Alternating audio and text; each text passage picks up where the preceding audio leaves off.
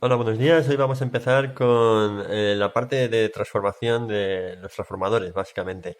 Pero antes de empezar con eso, vamos a hablar de unos conceptos básicos de electromagnetismo, antes de entrar a los transformadores y las inductancias y etc. etc. A ver, lo primero de todo, ¿qué es básico del electromagnetismo? Lo que es un imán, básicamente tiene un polo norte y un polo sur. Los imanes son atraídos entre sí por polos de distinto orden y polos del mismo signo, pues se repelen. Entonces, esta fuerza de atracción a distancia, lo que tenemos es que la representamos mediante lo que llamamos el campo magnético, bueno, o el flujo. El flujo básicamente, bueno, vamos a empezar por el campo magnético que se mide en teslas. Entonces, básicamente, ¿qué es esto? Básicamente es, pues, como podemos ver, es una fuerza a distancia. Si yo pongo aquí un imán, ¿hacia qué dirección va a empujar? Por eso le llamamos líneas de fuerza del campo magnético. Lo que hacemos en esta línea de fuerza lo que hace es básicamente salir por el polo norte, dar la vuelta, entrar por el polo sur y atravesarla. A ver, es como si tuviéramos aquí un ventilador que está produciendo un flujo de aire, ¿vale? Por eso le llamamos flujo también de campo magnético. El campo sería como la velocidad del aire en este punto del espacio, ¿vale? A qué velocidad va el aire aquí o a qué velocidad va a ir aquí, ese sería el campo. Y el flujo sería la cantidad de caudal de aire que atravesaría. Entonces sale por la parte de adelante, vuelve y vuelve otra vez a atravesarlo, ¿vale? Imaginaros esto, un ventilador. Y flujo de aire o flujo magnético, campo de aire, campo magnético o velocidad del aire. Ya tendríamos dos conceptos básicos. Entonces, el tercer concepto importante que tenemos que ver es los materiales cómo se comportan frente a un campo magnético. Bueno, pues hay que distinguir materiales derivados del hierro, por ejemplo, en este caso se queda pegado, ¿vale? O por ejemplo, en este caso son materiales que se llaman ferromagnéticos y los materiales no ferromagnéticos, como pueda ser, a ver, en principio, ¿vale? Esto es aluminio y por tanto no se queda pegado, ¿vale? Como tal, bueno, resto de materiales que podemos encontrar, pues como veremos, el plástico, el aire, la madera, todo ese tipo son materiales no ferromagnéticos. Básicamente los únicos materiales ferromagnéticos son hierro y sus derivados. Bueno, hierro, cobalto y níquel, pero en verdad hierro y sus derivados, es decir, el acero, el hierro dulce, etc. etc.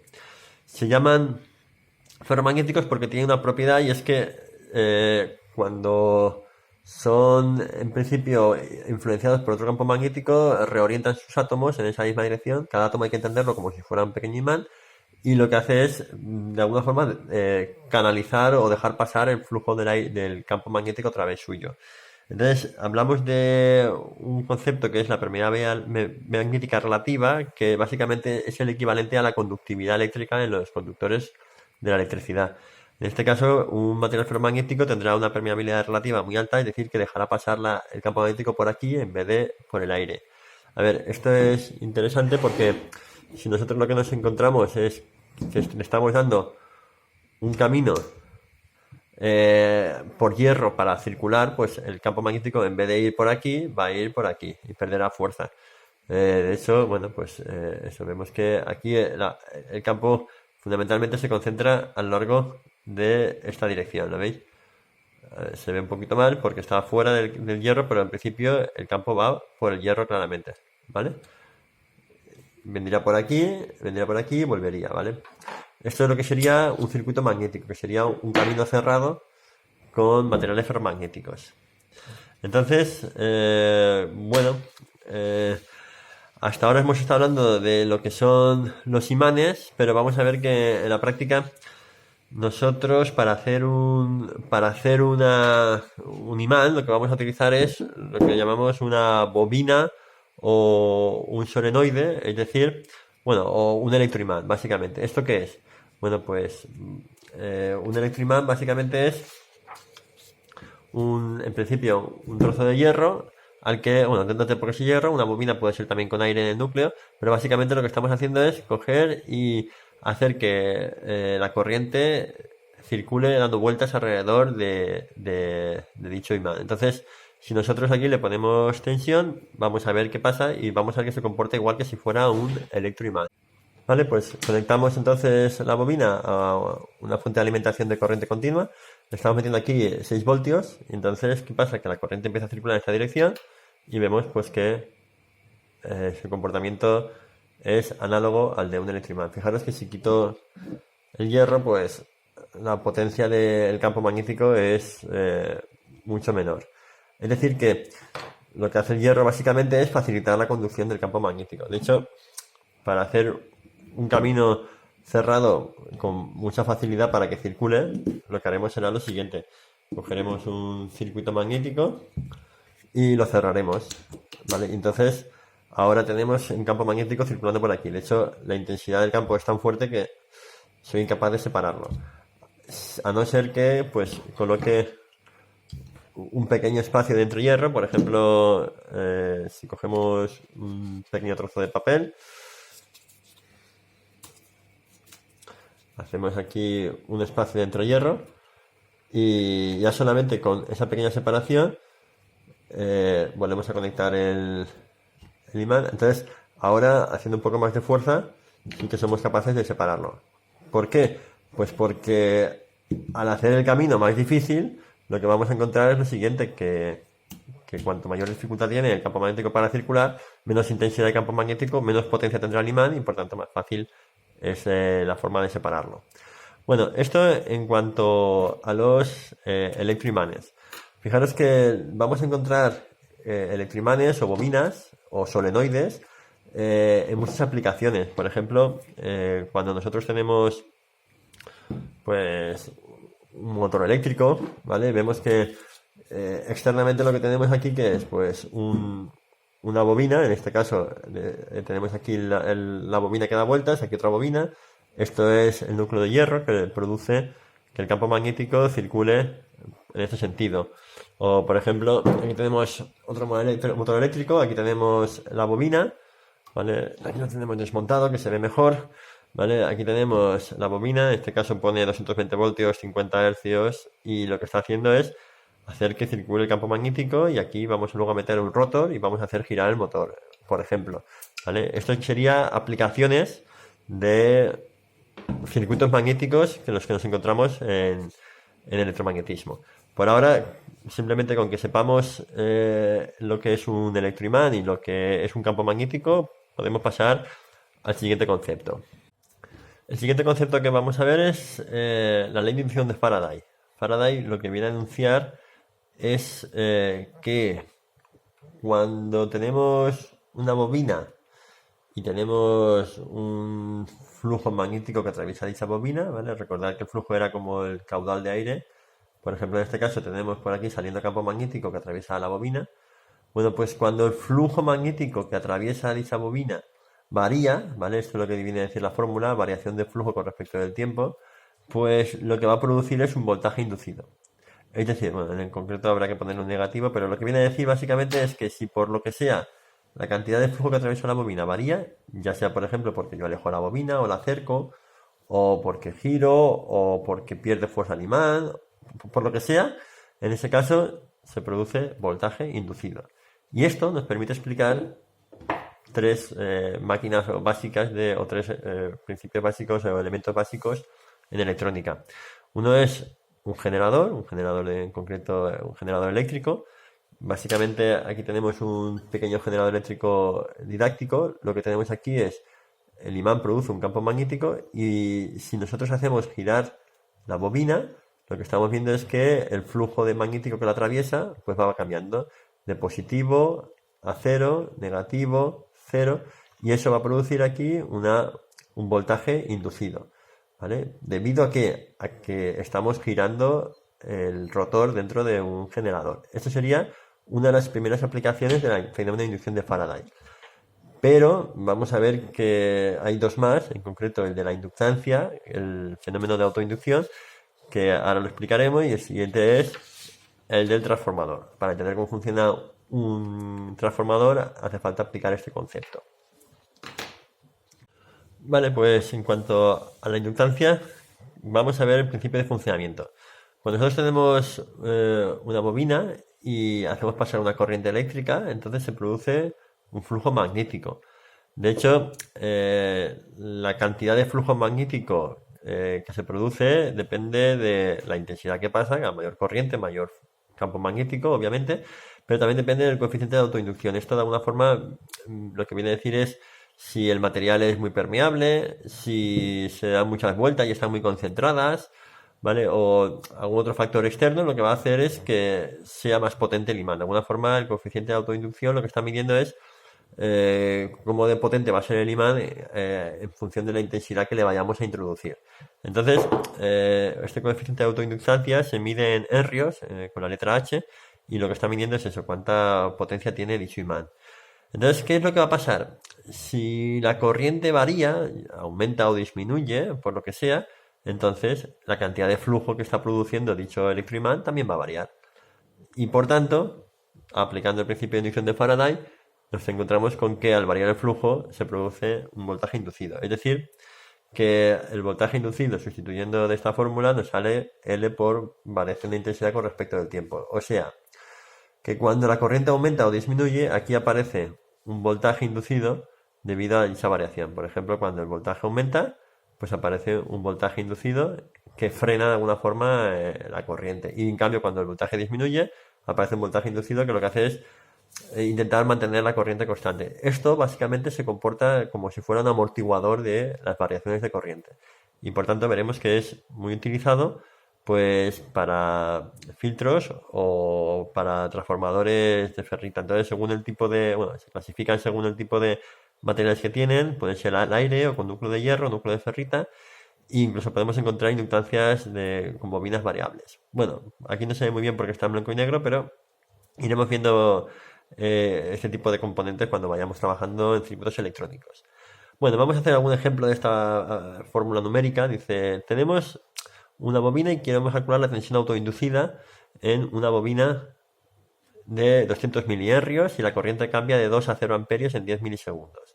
Vale, aquí lo que tenemos es la autoinductancia, 200 miliamperes, la intensidad pasa de 2 a 0 en 100 milisegundos, con lo cual la fórmula sería, el voltaje es 200 miliamperes, lo pasamos a herrios porque está en mili, 0,2 herrios. La variación de intensidad, este triangulito significa variación de 2 a 0 ha variado 2 amperios y el tiempo que ha tardado es 100 milisegundos o 0,1 segundos. Entonces hacemos la operación y me sale 4 voltios. Es decir que mientras se está variando la intensidad, aquí aparecen 4 voltios de voltaje autoinducido. Para acabar con la parte del electromagnetismo, vamos a ver por fin cómo funciona un transformador. El transformador es siempre la primera etapa que vamos a utilizar cuando vamos a hacer una fuente de alimentación, porque lo que hacemos es convertir la corriente alterna que nos llegue, insisto, un transformador convierte corriente alterna solamente, no corriente continua. Lo que va a hacer es disminuir o aumentar el voltaje y la intensidad para adecuarla a la tensión deseada. Por ejemplo, si nosotros venimos de la tensión de la red, que son 260 voltios, necesitaremos una máquina capaz de convertir los 260 voltios en 12 o 24 o 6 o 9 voltios con los que luego poder convertirlos a continua y poder aplicarlos a mis circuitos electrónicos. Puesto que mis circuitos electrónicos, la mayoría de ellos van a trabajar en corriente continua. Por ejemplo, si yo quiero alimentar un ordenador o quiero alimentar un móvil, tanto su batería como el componente electrónico, tengo que alimentarlo en corriente continua. Entonces, la primera etapa sería un transformador. ¿Cómo funciona un transformador? Básicamente, un transformador está compuesto por un núcleo de hierro en el que le arrollamos dos bobinados, primario y secundario. Bueno, en este caso son iguales, normalmente tenemos que el primario tiene, por ejemplo, 2000 vueltas y el secundario tiene solamente 100 vueltas o distinto número de vueltas. Entonces, ¿qué es lo que pasa? Bueno, pues cuando le aplicamos corriente alterna a uno de los dos bobinados, entonces aparece un flujo magnético que atraviesa. Como es corriente alterna, la polaridad del flujo magnético va cambiando de sentido. Si fuera corriente continua siempre iría en el mismo sentido, pero como es corriente alterna va cambiando de sentido. Y entonces, ¿qué es lo que se encuentra en el secundario? El secundario se encuentra con que hay un flujo magnético que a veces va en esa dirección o a veces va en esta dirección. Es decir, aparece variación de flujo. Si aparece variación de flujo, por el principio de inducción de Faraday, aparece voltaje inducido en el secundario. ¿Vale? Entonces, estamos convirtiendo voltaje en el primario a voltaje en el secundario gracias a una transformación magnética. Es decir, el primario convierte energía eléctrica en energía magnética y el secundario esa energía magnética la transforma a su vez en energía eléctrica. Entonces, la clave de un transformador es que el número de vueltas que le ponemos en el primario y en el secundario no es el mismo. Entonces, claro, a ver, matemáticamente lo vamos a intentar demostrar. Como el flujo que atraviesa ambas bobinas es lo mismo, a mayor número de vueltas, mayor voltaje va a tener. Es decir, en la práctica, que la relación entre el número de vueltas es la misma que la relación entre voltajes. Por ejemplo, si aquí hay 1000 vueltas y aquí hay 100, pues significa que el voltaje va a caer 10 veces. 100 entre 10, 10 veces. Eso es lo que significa la M. La M es la relación de transformación que me dice en qué valor disminuimos el voltaje en un transformador. Por ejemplo, un transformador de M igual a 10 significa que el voltaje, si entra 2000 voltios, salen 200. Si entran 100 voltios, salen 10, ¿vale? Estamos dividiéndolo entre 10. Eso es lo que significa esta relación de transformación que vamos a aplicar ahora para comprenderlo, ¿vale? Con lo cual, básicamente, que quede claro, un transformador consiste en un núcleo de hierro con dos arrollamientos con distinto número de vueltas. Según el número de vueltas que tenga, el voltaje de entrada y de salida será diferente, ¿vale? Algo tan sencillo como esto. Esta máquina parece muy elemental, pero es básica para los sistemas de distribución de la energía y también para las fuentes de alimentación lineales. Vale. ¿Qué pasa si hablamos de un transformador ideal? Es decir, que no tenga pérdidas. Es decir, toda la energía que llega se convierte en campo magnético y se convierte luego en energía eléctrica en el secundario. Bueno, pues si baja el voltaje, como la potencia es la misma, pues forzosamente tiene que subir la intensidad. Es decir, que si el voltaje disminuye, la intensidad aumenta. Entonces, si tenemos, como estábamos hablando, un transformador con una relación de transformación de 10, es decir, reduce 10 veces el voltaje, la intensidad del secundario será siempre 10 veces la del primario. ¿Vale? Vamos a ver que, bueno, vamos a hacer algún ejemplo de cómo funcionan los transformadores. Dice, sea un transformador monofásico ideal, el bobinado primario tiene 4000 espiras, es decir, N1 es igual a 4000 espiras o 4000 vueltas. El secundario tiene 200 espiras, N2 igual a 200 vueltas o 200 espiras. Y me dice, ¿qué relación de transformación tiene el transformador? Bueno, pues dividimos 4000 vueltas N1 entre 200 vueltas N2. Y eso me sale 20. Es decir que el voltaje que salga en el secundario será 20 veces menor que el primario, ¿vale? Entonces, ¿es un trafo elevador o reductor? Es un trafo reductor. ¿Por qué? Pues porque va a disminuir 20 veces el voltaje. Si le aplicamos 230 voltios en el primario, ¿qué tensión aparece en el secundario? Bueno, pues en el secundario aparecerá 20 veces menos. 230 dividido entre 20. Y me sale 11,5 voltios. ¿Vale? Y ahora me dice, el secundario está consumiendo 4 amperios. Y 2 está consumiendo 4 amperios. Pues el primario, la intensidad del primario, ¿cuánto será? Pues será, en este caso, como en el secundario hay menos voltaje que en el primario, pues en el secundario habrá más amperaje que en el primario. Es decir, que la intensidad del primario será 4 dividido entre la relación de transformación entre 20. Y eso me sale 0,5 amperios, ¿no? 4 entre 2, no, perdón. 4 entre 2, 2, dividido entre 2, 0,2 amperios. ¿Vale? Y tendríamos ya el primer ejercicio resuelto. Vamos a hacer ahora el siguiente ejercicio. Me dice, calcula la lectura de los 2 amperímetros. Bueno, tenemos un transformador con una relación de transformación de 3, es decir, que lo que va a hacer es reducir el voltaje 3 veces. Y le colocamos en el secundario una resistencia de 50 ohmios y al primario lo conectamos a una red monofásica de 230 voltios de corriente alterna, ¿vale? Un generador de 230 voltios. ¿Qué va a pasar? Bueno, pues que le estaremos aplicando al voltaje primario 230 voltios. Como la relación de transformación es 3, el secundario lo que van a salir son 3 veces menos, 76,6. Y por otro lado, el secundario entonces, si aquí esto se comporta como un generador de 76,6 voltios, ¿vale? Aplicamos la ley de Ohm, 76,6 dividido entre 50 voltios me sale 1,53 amperios. Y ahora cogemos y sabiendo la intensidad que pasa por el secundario, podemos saber la intensidad que pasa por el primario. ¿Por qué? Porque si reducimos 3 veces el voltaje, Entonces lo que va a pasar es que también a la vuelta vamos a reducir 3 veces la intensidad. Es decir, que el primario tendrá 3 veces menos intensidad que el secundario. 1,53 entre 3 me da 0,51. Y con eso tendría resuelto el ejercicio de lo que es el transformador con la resistencia y el generador. Bueno, y para acabar el tema de los transformadores, vamos a ver cómo se comporta un transformador real. Un transformador real, pues se comporta como un ideal, pero con ciertas pérdidas. En concreto, tenemos dos tipos de pérdidas, las que se producen en el hierro y las que se producen en el cobre. Las que se producen en el hierro lo que va a hacer es calentar el núcleo de hierro y las que se producen en el cobre lo que van a hacer es calentar el bobinado.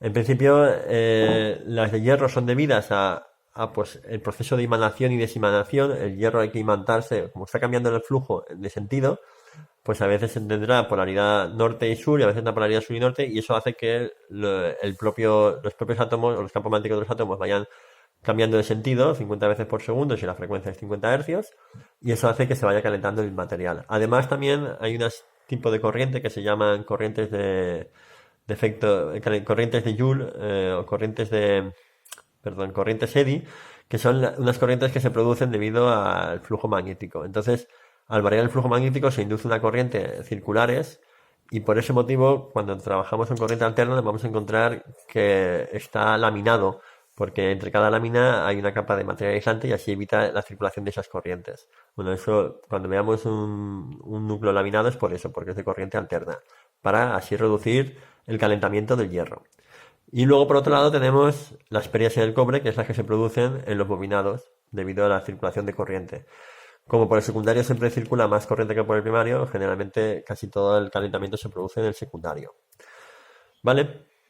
Pues el hecho de que el secundario tenga una resistencia interna, que es lo que estamos viendo aquí, lo que va a producir es que tenga una caída interna debido a esa resistencia. Es decir, nosotros un transformador, el secundario de dicho transformador, lo vamos a poder modelizar como si fuera un generador ideal, es decir, que el propio bobinado funciona como generador, produce una diferencia potencial, un voltaje, pero a su vez dicha bobina tiene una resistencia interna, con lo cual a su vez también va a frenar los electrones. Ahora, por un lado, la alternancia del flujo va a producir una fuerza electromotriz inducida, que es el voltaje interno, pero por otro lado también va a frenar a los electrones, y entonces ese efecto combinado lo que va a producir es lo siguiente, y es que según la intensidad que esté circulando por dentro del bobinado, pues tendremos una caída de tensión interna mayor o menor y el voltaje a la salida será diferente.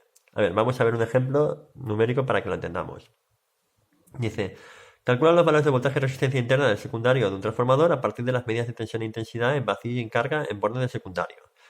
Me dice, primero cogemos el transformador y no le conectamos nada. Simplemente lo conectamos a la red, o conectamos el primario y vemos qué tensión sale del secundario. Y salen 12 voltios. Obviamente, si no hay nada conectado, la intensidad que circula es 0.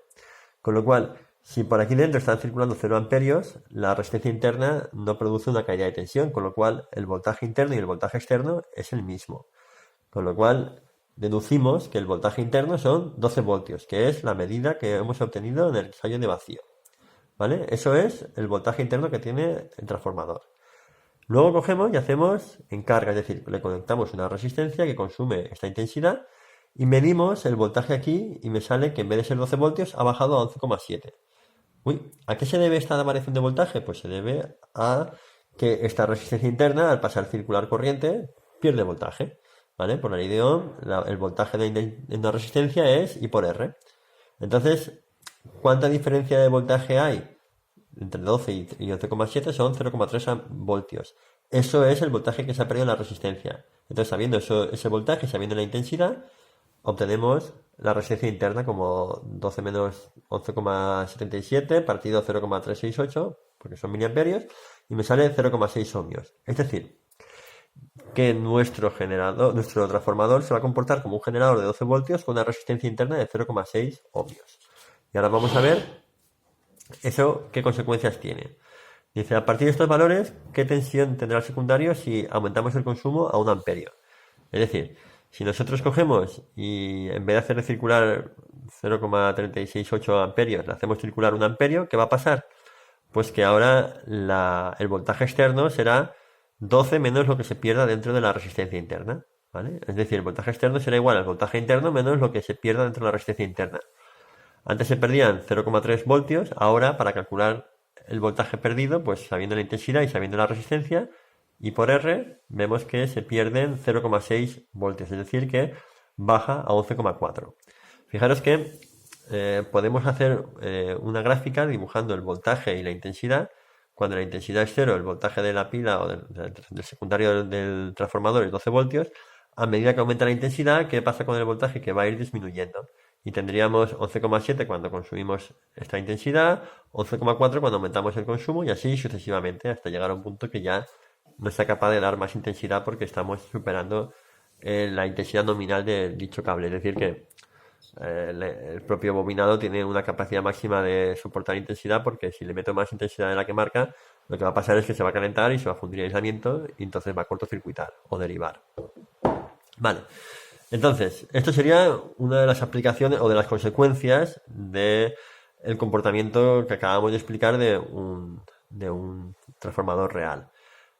Otra de las consecuencias sería qué pasaría si cortocircuitamos el secundario. Es decir, si nosotros cogemos el secundario y directamente lo cortocircuitamos, hacemos un cortocircuito. ¿Cuánta intensidad circularía por el transformador? Bueno, pues fijaros que el circuito que me resulta básicamente es un generador de 12 voltios y una resistencia interna de 0,6 ohmios. Dividimos, porque aquí no hay resistencia, voltaje partido resistencia, me sale 12 entre 0,6, 20 amperios. Es decir que si yo cortocircuito el secundario, van a circular 20 amperios por el secundario. En este caso, ese transformador tiene una potencia de cortocircuito de 20 amperios. A mayor potencia, menor resistencia interna y por tanto mayor intensidad de cortocircuito va a tener. Y esto es un poco lo que determina la intensidad que tendría de cortocircuito en el secundario. Vale, pues con esto yo creo que tenemos acabado el tema de los transformadores y bueno, y todo un poquito hemos visto también conceptos básicos de electromagnetismo para luego aplicarlos en nuestros circuitos electrónicos.